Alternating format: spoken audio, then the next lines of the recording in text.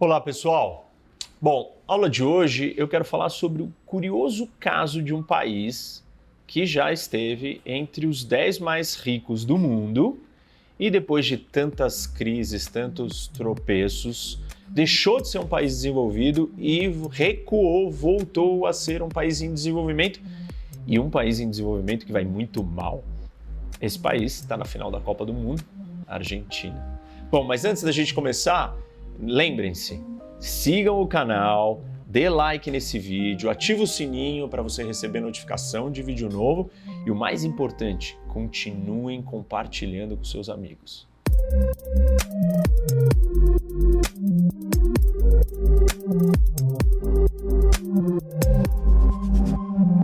Bom, e lembrando vocês, pessoal, eu já comentei sobre isso em outros vídeos, mas nós estamos agora trabalhando com novos parceiros para ajudar a viabilizar a quantidade de conteúdo novo que nós estamos produzindo aqui no canal. E esse vídeo foi possível graças à nossa parceria com a Insider, aquelas camisetas maravilhosas, essas daqui que eu uso e adoro. E agora estamos chegando no fim de ano, né? Época de Natal, uma oportunidade grande para você presentear seus amigos, familiares ou se auto-presentear com uma camiseta da Insider, perfeita para essa época onde a gente vai viajar. Eu costumo viajar com as minhas camisetas e elas são muito práticas e versáteis exatamente no momento de viagem, que você joga tudo dentro da mala, as roupas ficam ali amassadas, mas as camisetas da Insider não ficam, porque elas são leves e se desamassam, ficam impecáveis em qualquer situação. Então, lembrando vocês que nós temos um cupom de desconto, que é o do Professor Rock. Então, Rock 15, você tem o desconto na loja da Insider. Dá uma olhada lá, Natal, amigos, família, ou vocês mesmos para as viagens de fim de ano, que são muito úteis essas camisetas nesse momento. Então, vamos à nossa aula sobre a Argentina. Esse vídeo não é sobre a geopolítica da Argentina, pessoal. Vou fazer em algum momento a geopolítica da Argentina, mas esse daqui é sobre a ascensão e queda econômica do país. E, claro, existem muitas teorias para explicar isso, mas talvez a que seja mais comum, mais aceita, é a ideia de que as instituições argentinas contribuíram para o fracasso, a decadência econômica do país. No início do século XX, a Argentina parecia ter um futuro muito promissor e brilhante. Afinal de contas, né, uma democracia liberal, isso estabelecido e garantido pela Constituição de 1853, uma baixa densidade demográfica, uma população relativamente pequena, ou seja, né, não era tão difícil assim de gerenciar o país, terras muito produtivas, muito promissoras e muito extensas também. Na verdade, essas terras permitiram que a Argentina se tornasse um dos grandes ou maiores produtores de muitos alimentos, seja cereais, carne, e tudo isso serviu de exportação para mercados desenvolvidos da Europa. E isso aconteceu de 1860 a mais ou menos 1930. Quando a gente tem a crise de 1929, que tem um impacto gigante na economia da Argentina. Essas vantagens territoriais da Argentina, com a extensão, a qualidade da terra, ela acabou sendo uma fonte de atração para imigrantes italianos, espanhóis e europeus no geral que vieram para o país por volta de 1860 e trouxeram muitos investimentos e também migraram para a Argentina. Esses investimentos foram direcionados para indústrias e ferrovias no país. E a população argentina cresceu muito. Ela era de 1,7 milhão em 1869 e cresceu para 7 milhões e meio em 1914, graças a essas imigrações. É particularmente interessante e importante a gente olhar para esse crescimento, mas na cidade de Buenos Aires, que cresceu mais de 8 vezes em 40 anos, pulou de 1869 de pouco mais de 180 mil habitantes para 1,5 milhão de habitantes em 1914. Entre 1850 e 1930, o desenvolvimento econômico da Argentina foi muito diferente do resto da América Latina. Na verdade, comparado a níveis e aos moldes dos europeus. E a Argentina assim, chegou a ser uma das 10 maiores economias do mundo e com PIB per capita superior da Itália e do Japão, chegando quase nos patamares da França. Nesse período, o desenvolvimento econômico argentino estava basicamente fundamentado na exportação agrícola. Então, os argentinos exportavam matéria-prima, né, ou produtos mais simples, e acabavam importando bens manufaturados para o consumo interno. Claro que as importações, né, desses produtos manufaturados dependiam da quantidade e do preço conseguido pelas exportações.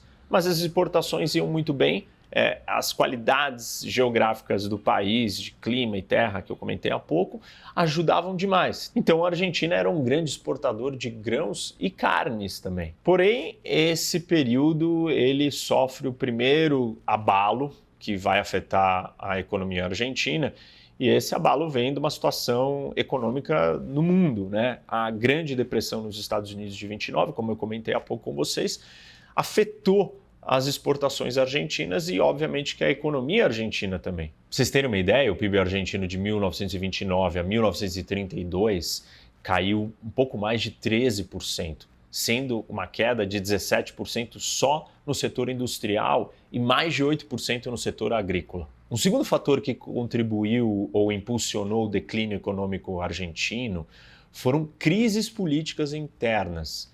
E aí estou falando desde os populistas até governos militares. Esses governos, buscando contornar a crise, adotaram uma série de políticas econômicas que foram muito ruins para o país, desde protecionismos até substituição de importações para que o país pudesse se tornar autossuficiente, mas que no fundo não funcionaram. No começo, essas medidas pareciam que iam dar certo e, assim, foi comprovado pelo aumento da participação da indústria no PIB. Então, em 29, a indústria representa 18% do PIB, e 10 anos depois, em 1939, ela pula para 21% do PIB. As indústrias que mais se desenvolveram foram a farmacêutica, borracha, petróleo, e isso possibilitou a indústria argentina começar a dar os seus primeiros passos mais fortalecida. Mas esses resultados positivos logo começaram a se tornar um problema, e como eu tinha dito para vocês, as crises políticas internas tiveram um papel importante.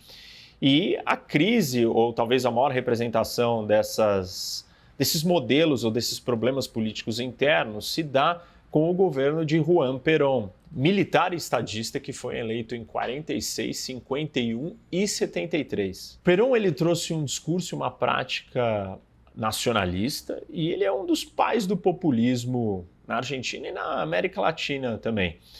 E ele advogava ou acreditava num grande papel do Estado na economia, de uma interferência do Estado muito grande, representados pela valorização do mercado interno e da indústria doméstica, com essas políticas de proteção e substituição de importação, que eu acabei de mencionar. E seguindo a cartilha básica populista, ele também tentou agradar suas bases, ou a base da população, trazendo algumas mudanças sociais e para os trabalhadores. Então, favoreceu, facilitou a organização de sindicatos, criou leis e regras para 13º, jornadas de trabalho diferenciado, e por isso que, em parte, ele era muito popular. Mas se nós pegarmos essa política industrial, protecionista, somado com esses benefícios sociais e com a intervenção do governo na economia,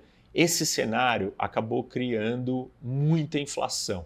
E isso veio, claro, porque o governo não tinha como gastar tanto esse dinheiro, não tinha de onde vir esse dinheiro para essas benfeitorias sociais, e essa interferência fez a Argentina e a indústria perder competitividade. E claro, se o país não tinha como financiar esses gastos, essa máquina governamental, né? Estamos falando que ele gosta de um governo grande, centralizado, para o governo ser centralizado e comandar partes da economia, ele acaba sendo grande. Para você financiar todos esses benfeitorias sociais, esse dinheiro tem que vir de algum lugar. E aí os argentinos, ou o governo argentino, começou a pegar dinheiro fora para financiar a existência desse modelo. E isso fez com que a dívida argentina aumentasse. Com a inflação, tudo ficou ainda pior. Então a Argentina já em 1975 enfrenta a realidade da hiperinflação, que nós também enfrentamos no Brasil. Talvez quem estava vivo se lembra do que era isso. A Argentina enfrenta a sua primeira crise de hiperinflação, mas depois, mais para frente, nos anos 80, ela vai novamente lidar com uma outra crise ainda maior. E a primeira grande tentativa de lidar com essa inflação toda veio do presidente Raul Alfonsín, que governou de 1983 até 1989. E ele trouxe a ideia do Plano Austral, que serviu de inspiração posteriormente, em 1986, no Brasil, para a criação do Plano Cruzado. E a ideia era, basicamente, você trocar de moeda. Então, você aposentaram, no caso, o peso e introduziram o austral. Mas isso não funcionou, obviamente. A segunda tentativa de combater a hiperinflação vem com o presidente Menem, que governa de 1989 até 1999. E ele introduz um plano de conversibilidade, que nada mais, nada menos é fazer a conversão da moeda argentina, o austral, ter um valor fixo com o dólar. Ou seja, ele fala que 10 mil austrais equivaleriam a $1. E uma vez que ele estabelece essa relação de valor, ele transforma o austral no peso, de volta com uma realidade mais fixa de câmbio ou de valor da moeda. Na verdade, o que ele estava tentando fazer é criar um lastro para impedir que o governo continuasse imprimindo dinheiro sem valor. E aí você não poderia imprimir mais dinheiro se você não tivesse o equivalente daquele dinheiro a ser impresso em dólares nas suas reservas, nas reservas do país de câmbio que vinham das vendas, das exportações, enfim, da balança de pagamentos. Esse plano é importante e interessante porque ele estreia o conceito do bimonetarismo na Argentina, que é a função dessas duas moedas, no caso o peso e o dólar, terem um papel dentro da economia. E isso perdura assim, há bastante tempo, inclusive eu estive na Argentina recentemente, e a utilidade, o trânsito, o interesse por dólares, óbvio, não só porque é a moeda mais valiosa, mas meio que faz parte já da cultura dos argentinos. Depois eu conto mais um pouco dessa história, como que o dólar hoje tem um papel tão importante na economia argentina. Além dessas iniciativas, o Menem ele era um liberal e ele promoveu uma série de outras coisas que ajudaram a economia argentina, como abertura. Ele limitou essas barreiras alfandegárias, ele abriu a economia, ele colocou para privatizar os grandes setores como gás, petróleo, telefonias, também um fortalecimento de uma previdência privada. E tudo isso com o objetivo de levantar fundos para pagar a dívida externa. E essa nova política já teve um efeito gigantesco na economia argentina. Em 1990, um ano antes dela ser implementada, a inflação era de mais de 2.000%. Em 91, ela já caiu para 140%. E já no ano seguinte, em 1992, a inflação caiu para 16%. E em 93, a Argentina teve deflação, ou seja, inflação negativa. E o PIB, que em 1990 tinha caído 2,5%, nos anos seguintes, 91 e 92, ele cresceu respectivamente 9% e 7%. Teoricamente, essa nova política só daria certo se houvesse um fluxo cambial para manter aquele lastro e para que o dinheiro fosse necessário para as necessidades internas do país. Ou seja, a Argentina precisaria continuar trazendo dólares para dentro para que aí sim ela tivesse uma circulação de dinheiro suficiente para a sua economia continuar funcionando. Porém, a Argentina não controlava e nem esperava fatores externos que vieram impactar muito a sua economia. E o primeiro deles é uma crise do México, que declara moratória em 1994.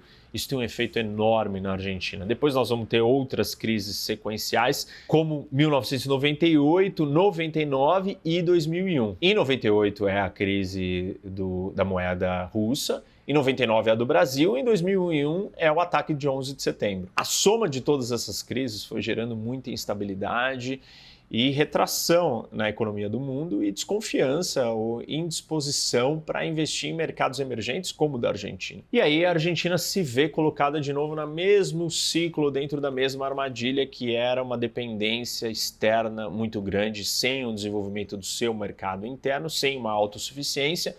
E se tem crise do lado de fora, os argentinos vão sofrer porque a economia deles dependia demais do que acontecia fora. Com esse cenário internacional adverso, a Argentina, em 1998, perde as suas reservas cambiais e o crédito.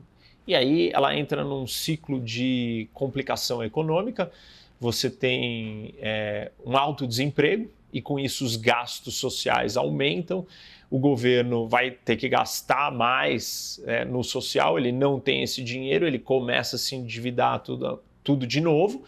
As contas não fecham, ou seja, o governo gasta mais do que arrecada, porque a arrecadação cai, as pessoas estão sem emprego, a tributação diminui e tudo isso leva a Argentina para uma situação econômica ruim novamente. E claro que quando você está num cenário econômico como esse, as pessoas ficam muito inseguras e com medo que o país vai quebrar, que os bancos vão quebrar e que ela vai perder todo o dinheiro dela, além de já estar perdendo por inflação e por todas as situações de crise.